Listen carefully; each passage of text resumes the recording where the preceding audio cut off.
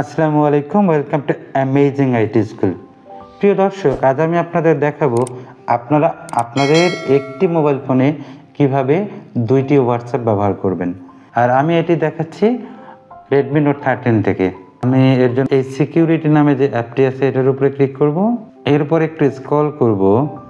Scroll করলে আমরা এখানে দেখেন ডুয়েল অ্যাপ নামে একটি অপশন পাচ্ছি, এটার উপরে ট্যাপ করব।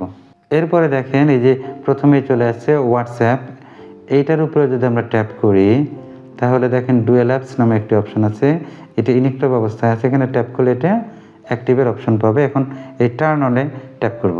এখন দেখেন আমি আমার মোবাইলের স্ক্রিনে চলে আসলাম। দেখেন হোয়াটসঅ্যাপ আর একটা হোয়াটসঅ্যাপ, দুইটা হোয়াটসঅ্যাপ এখানে চালু হয়ে গেছে। এই ছিল আজকের মতো ভিডিওটি ভালো লাগলে লাইক দিবেন আর আপনার মতামত জানিয়ে কমেন্ট করবেন, বন্ধুদের দেখানোর জন্য শেয়ার করবেন।